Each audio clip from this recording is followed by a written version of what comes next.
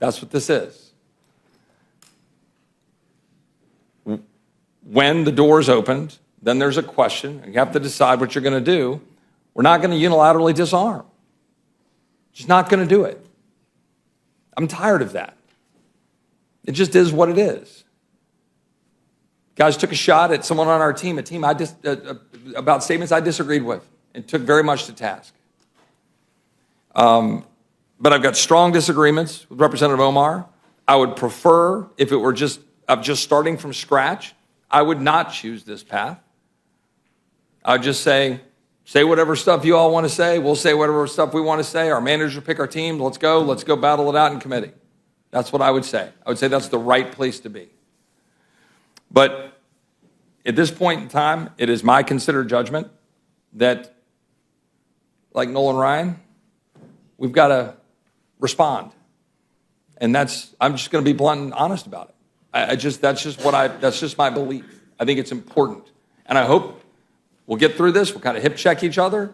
Maybe we can sit down and figure out by the end of this Congress, next Congress, whoever's in charge, we figure out how we're going to play ball going forward and set those rules. In politics, you don't throw the first punch, but you better throw the last. And today, Congressman Chip Roy made it crystal clear why Republicans say Ilhan Omar left them no choice. Chip Roy flat out said, "We got to respond." Folks, this one is raw, it's honest, and it exposes exactly how Washington really works. Grab a seat, get comfortable, and make sure you like the video and subscribe to 50 Patriots. Let's dive right back into it. Gentleman from Texas is recognized. Appreciate the chairman. I do associate myself with the remarks of the gentleman from Kentucky, but also the gentleman from South Carolina, the gentleman from Pennsylvania, the gentlelady, all the remarks that we've been talking about over here. And I appreciate the spirit of the remarks from the gentleman from Colorado. And would note that we're here for a very obvious reason. The door was opened, and now we're dealing with that.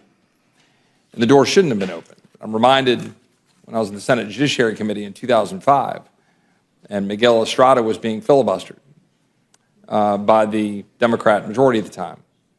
And we know why. We know this because a memo that said very specifically that he was being filibustered because he was an Hispanic conservative was found, but then shoved aside. We couldn't talk about it because it was found on a server, and they said, we shouldn't get it. There's a whole lot of backstory on that. But there was a lot of drama around that. There were 7 judges being held up: Priscilla Owen, Janice Rogers Brown, because she's black. That was all happening. We just sweep that aside. And you fast forward, and Bill Frist was being pressured to deploy the nuclear option. I remember being part of all those conversations, the Senate lawyer and the Judiciary Committee. Bill Frist decided not to deploy the nuclear option. In 2013, Harry Reid did deploy the nuclear option. 2017, then certain things changed at the United States Supreme Court. So now we live in that world. It is what it is. Now here we sit. The door was opened. I just went back and reread my speech on the floor because the gentleman, I hadn't done that yet. I went back and reread my speech on the floor. I stand by every word of that speech.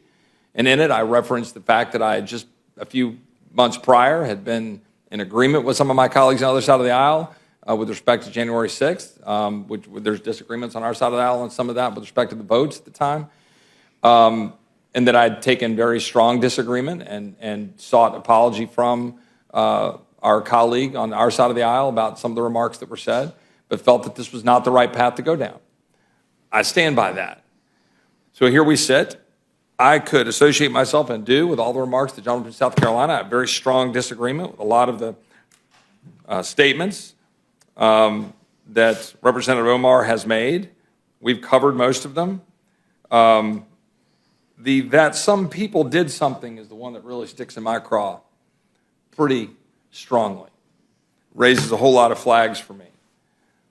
I think there are significant amount of justifications to raise issues with respect to service on the Foreign Affairs Committee, but I would not go down this road. But I'm also reminded, In August of 1993, Juan Gonzalez was a batter for the Texas Rangers and was plunked by Alex Fernandez from the White Sox. And just a little bit later, Robin Ventura came to the plate for the White Sox, and Nolan Ryan was on the mound. And Robin knew what was about to happen. Nolan plunked him. And then Robin Ventura charged the mound, and then Nolan Ryan beat the crud out of him on the mound. That's what happened. We all know that's what happened. It's old school baseball. Nolan Ryan defined old school baseball. This is raw politics. That's what this is. When the doors opened, then there's a question, and you have to decide what you're going to do. We're not going to unilaterally disarm. Just not going to do it. I'm tired of that.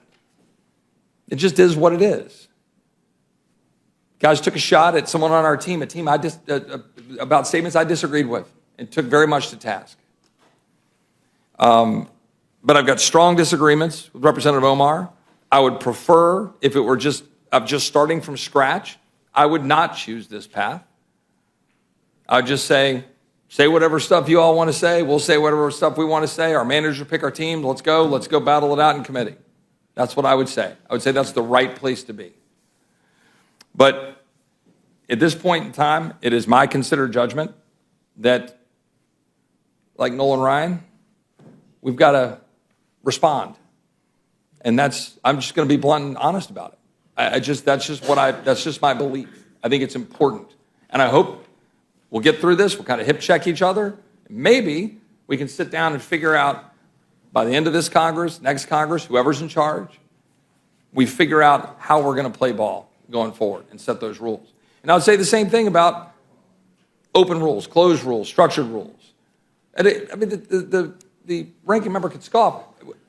We've had X number of votes. We'll have continued debate about this stuff over time. There will be closed rules. There will be structured rules. There will be open rules.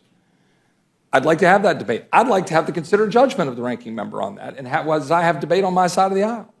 I'm just saying that we can figure out how to protect this institution and try to decide how to do things the right way. But in this instance, I'm going to be very open and honest about why I'm going to vote for this resolution. That's why. Again, recognizing the statements that the representative has made, I find to be highly problematic, extremely concerning, raising very serious questions from a foreign affairs perspective, as the ranking member has raised about statements made and how he feels about people being on certain committees over here. Gentlemen, I think we should, in my opinion, we should withdraw from that battle going forward and then let each manager pick their team. And I'll be glad to yield to John from Colorado. and I would simply say I appreciate Mr. Roy's honesty. I mean, and again, kind of similar to what Mr. Massey said previously, and not to belabor the point, because I think you've already conceded this, but why not emulate the same resolution that was used in the past as opposed to calling this something that it is not in terms of the due process language? That's the part that I just didn't understand, because if it doesn't provide due process, why? So, as you said, it's partisan. It's not. And again, I appreciate the honesty on that front, and obviously the past presidents that you cited and the rest. But I would. I don't want to interrupt. No. Yeah, I would just say, agreeing with the gentleman from Kentucky, putting something in the whereas clauses, outlining I think, genuine statement by the speaker on our side or whatever, saying that would be taken into consideration and viewed is something. It is something. It is not, I will be very clear, due process in the way we mean it in court. This is not a court. This is not due process in that sense. The question here is what we're going to do as members to afford each other the opportunity to speak, be heard. I'm much more in the favor of let each other speak and be heard, and then go use your First Amendment rights to go say why you think that person said something crazy or disagreeable. I would prefer to be in that space. I have no problem with that language being in the whereas clauses. I'm not going to go trumpet it as some grand, amount of due process. It's something. It's something in there, and I'd hang my hat on it and say, yeah, go argue ethics and make the claim. But that's not what this is about. I mean, let's just be clear. Ryan Plunk's Ventura for a reason. And I yield back. Gentlelady from Indiana is recognized. Thank you, Mr. Chairman. Chip Roy stood on the House floor and didn't sugarcoat a thing. He admitted right up front this isn't the path he would have chosen if he were starting from scratch. But that's the key point. We're not starting from scratch. As Roy explained, the door was already open years ago when Democrats decided to weaponize committee assignments and rewrite the rules whenever it suited them. Roy walked everyone back through history, judicial filibusters, the nuclear option, and how once one side changes the rules, the other side is forced to live in that new world. Whether you like it or not, that's reality in Washington. Then Roy turned directly to Ilhan Omar's record. He said what many Americans have been thinking for years. Her statements aren't just controversial, they're deeply troubling, especially when it comes to foreign affairs. One remark in particular, where Omar minimized acts of terrorism by saying some people did something, still sticks in his craw. And Roy made it clear, when you're serving on the Foreign Affairs Committee, words like that matter. But here's where Roy got brutally honest. He compared the situation to old-school baseball. You hit one of ours. Expect a response. This isn't about pretending everyone plays nice while one side keeps swinging. Roy said Republicans aren't going to unilaterally disarm anymore. He openly admitted this is raw politics. No fake outrage. No virtue signaling. Just a recognition that Democrats set the precedent by kicking Republicans off committees. And now they're shocked the same tactics are coming back at them. Roy even said he'd rather settle these fights in committee debates, face-to-face, where ideas clash in the open. But that option disappeared the moment Democrats chose punishment over debate. At that point, responding isn't revenge, it's survival. And when critics try to claim this was about due process, Roy shut that down too. This isn't a courtroom. This is Congress. Due process here means members can speak, be heard, and then face political consequences for what they say and do. Period. At the end of the day, Chip Roy didn't pretend this was pretty. He didn't pretend it was noble. He said it was necessary. Like it or not, Republicans believe they're finally pushing back instead of rolling over. Drop your thoughts in the comments below. Like the video. Subscribe to 50 Patriots. Share this with friends who follow political hearings. And see you in the next one.